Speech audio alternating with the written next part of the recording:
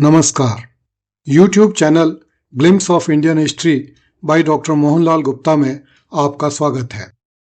आजकल महाराणा सांगा के संदर्भ में बाबरनामा बहुत चर्चा में है, क्योंकि समाजवादी पार्टी के नेता रामजी लाल सुमन ने बाबरनामा का नाम लेकर मेवाड़ के महाराणा सांगा पर गद्दार होने तथा हिंदुओं को गद्दार सांगा की औलाद होने का आरोप लगाया है।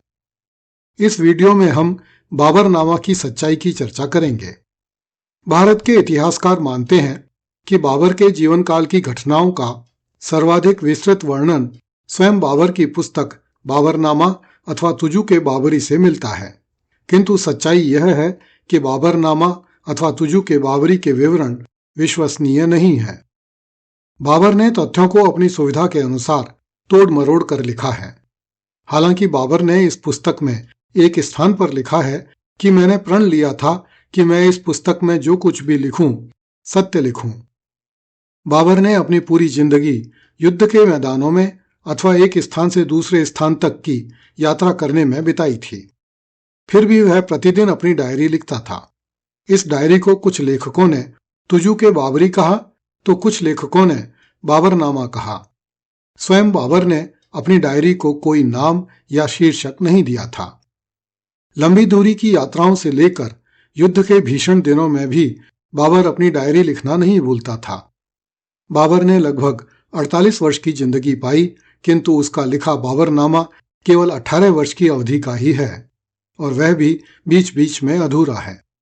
बाबरनामा का अधिकांश भाग बाबर के जीवन काल में ही नष्ट हो गया था। इस विषय पर स्वयं बाबर ने कई स्थानों पर पीड़ा व्यक्त की है। बाबर का अधिकांश जीवन यात्राओं एवं युद्धों में बीता था।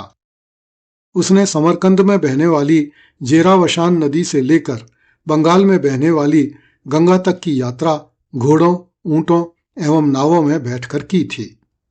4000 किलोमीटर की इस लंबी यात्रा में शत्रु के अचानक हमलों के कारण बाबर को कई बार अपना शिविर छोड़कर भागना पड़ा, जिसके कारण बाबरनामा के बहुत से भाग पीछे छूट गए और शत्रु द्वारा नष्ट कर दिए गए। कई बार आंधी, तूफान और बरसात के कारण बाबर का तंबू नीचे गिर जाता था और बाबरनामा की प्रति भीग कर खराब हो जाती थी। बाबर और उसके आदमी भीगे हुए कागजों को रात रात भर कंबल में दबाकर और चिमनियों से गर्मी पहुंचाकर सुखाते थे। इस कारण उन कागजों की स्याही फैल जाती थी और बहुत से कागज भीग जाने के कारण गलकर नष्ट हो जाते थे। बाबरनामा की 15 प्रतिलिपियां संसार के विभिन्न देशों में मिली हैं।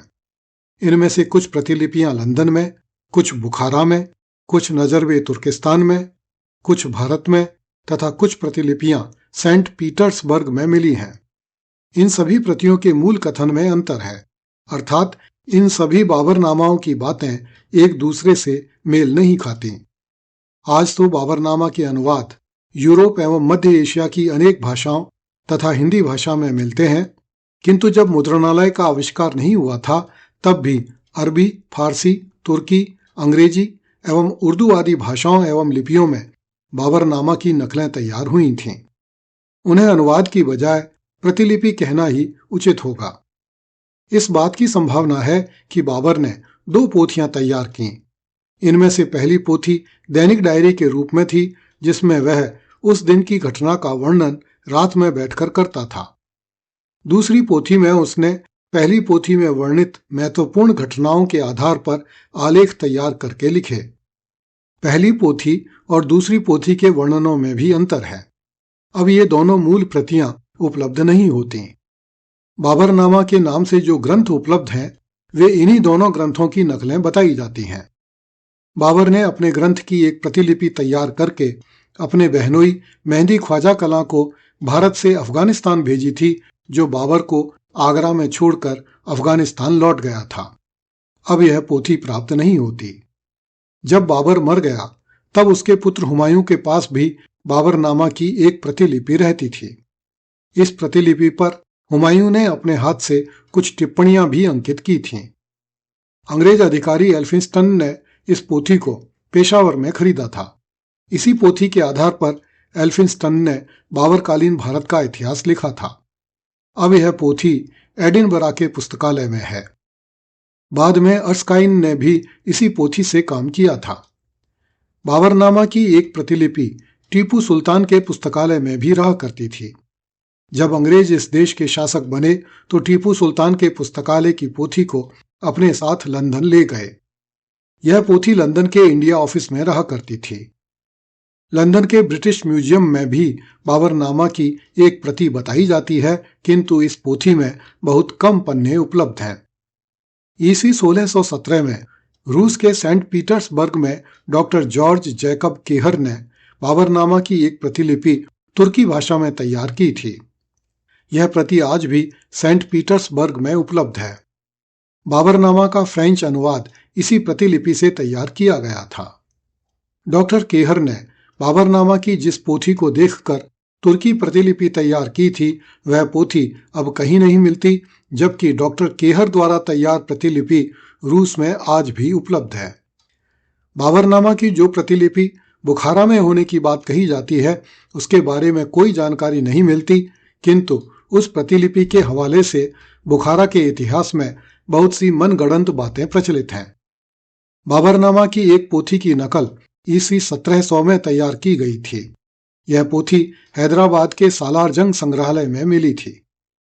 बाबरनामा की सर्वाधिक विश्वसनीय प्रति इसी पोथी को माना जाता है। आज संसार भर में बाबरनामा के जो अंग्रेजी अनुवाद उपलब्ध हैं, वे इसी पोथी से किए गए अनुवाद की नकलें हैं। बाबरनामा की एक पोथी एशियाटिक सोसाइटी बंगाल में भी उपलब्ध थी।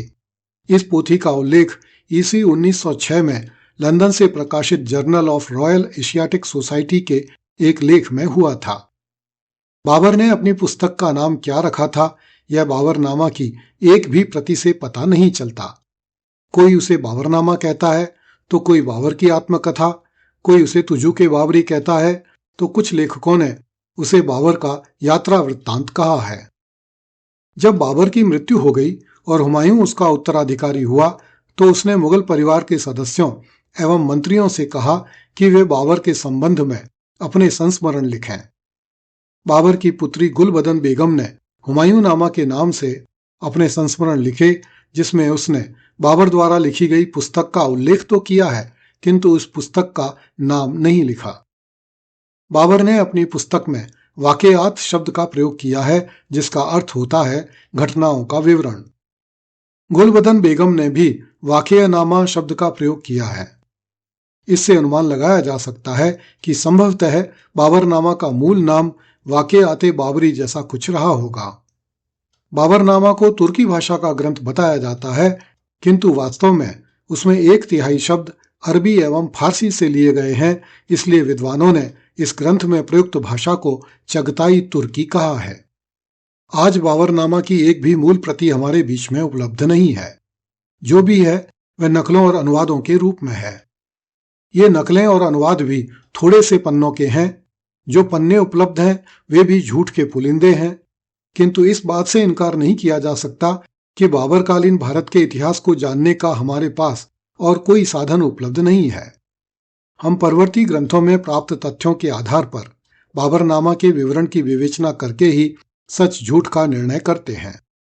बाबर की मातृभाषा चगताई थी, जिसमें तुर्की का भी समावेश था। बाबर ने इसी चगताई तुर्की भाषा में तुजू के बाबरी अथवा बाबरनामा का लेखन किया था।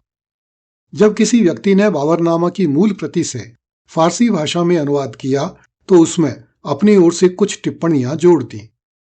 बाद में इसी फारसी अनुवाद से इस ग्रंथ का अंग्रेजी में अनुवाद किया गया।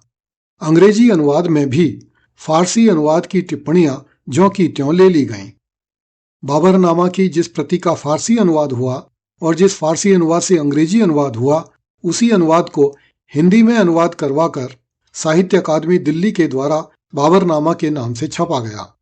इस अनुवाद में भी वे टिप्पणियां ज्यों की त्यों ले ली गईं जो फारसी अनुवादक ने अपने अनुवाद में अपनी तरफ से जोड़ दी थीं। इन्हीं टिप्पणियों में से एक टिप्पणी में यह कहा गया कि मेवाड़ के महाराणा सांगा ने इब्राहिम लोदी के विरुद्ध बाबर से सहायता मांगी। यह बात बाबरनामा की किसी भी मूल प्रति में नहीं मिलती। साहित्य अकादमी द्वारा हिंदी में प्रकाशित बाबरनामा के पृष्ठ संख्या 323 पर लिखा है कि बाबर ने 24 जनवरी 1520 से लेकर 17 नवंबर 1525 तक की अवधि से संबंधित आत्मकथा नहीं लिखी थी तथा यहीं पर यह भी उल्लेख किया गया है कि चित्तौड़ के राणा सांगा ने इब्राहिम लोदी के विरुद्ध बाबर की मित्रता चाही थी। यह तथ्य बिल्कुल गलत है क्योंकि यह टिप्पणी बाबर की नहीं है अपितु उसकी आत्मकथा के फारसी अनुवादक की है जो फारसी से अंग्रेजी में होती हुई हिंदी अनुवाद में भी चली आई है। यह भी ध्यान देने योग्य बात है कि किसी भी व्यक्ति की जीवनी तथा आत्मकथा इतिहास नहीं होते अपितु उस व्यक्ति के जीवन के चित्रण होते हैं जिनमें लेखक की उस व्यक्ति के प्रति आत्मीयता की भावना विद्यमान रहती है। पर कथा होने के कारण जीवनी में उसका प्रभाव कुछ कम होता है परंतु स्वयं लेखक द्वारा लिखित होने के कारण आत्मकथा में आत्मश्लाघा तथा प्रतिद्वंदी के प्रति अनुदारता एवं घृणा का भाव विद्यमान होता है। जिस समय बाबर भारत आया उस समय महाराणा सांगा उत्तर भारत का सबसे बड़ा राजा था जबकि बाबर एक महत्वहीन आक्रांता था जो अपने राज्य के विस्तार के लिए इधर उधर भटकता रहता था। महाराणा सांगा दिल्ली, मालवा एवं गुजरात के मुस्लिम शासकों को पहले ही पराजित कर चुका था। ऐसी स्थिति में उसे बाबर के सहारे की कोई आवश्यकता नहीं थी। इससे ठीक उलट बाबर को महाराणा के सहयोग की आवश्यकता थी जिसके लिए बाबर ने अपना दूत चित्तौड़ भेजा था परंतु मेवाड़ी सामंतों से परामर्श करने के उपरांत महाराणा सांगा ने बाबर के प्रस्ताव को स्वीकार नहीं किया था। यह भी ध्यान देने योग्य बात है कि बाबर अत्यंत धूर्त, मक्कार, धोखेबाज, आत्ममुग्ध एवं असत्यभाषी व्यक्ति था जिसका कोई भी कथन विश्वास योग्य नहीं है। बाबर चारित्रिक विकृतियों एवं अवगुणों की पराकाष्ठा से ग्रस्त ऐसा निर्लज्ज व्यक्ति था जो अपनी चारित्रिक विकृतियों का सार्वजनिक रूप से वर्णन करके गर्व का अनुभव करता था। मेवाड़ के इतिहास ग्रंथ वीर विनोद में प्रकाशित मेवाड़ के पत्र व्यवहार में भी ऐसा कोई उल्लेख नहीं है कि सांगा ने बाबर से सहायता मांगी थी। इतिहास की सच्चाई यह है कि महाराणा सांगा अंतिम हिंदू सम्राट था जिसके साम्राज्य में संपूर्ण राजस्थान, मालवा, मेवात, पश्चिमी उत्तर प्रदेश का कुछ भाग तथा गुजरात का कुछ भाग समाहित थे। पृथ्वीराज चौहान के राज्य में भी इतना बड़ा क्षेत्र सम्मिलित नहीं था। कृपया इस चैनल को लाइक, सब्सक्राइब एवं शेयर करें। धन्यवाद।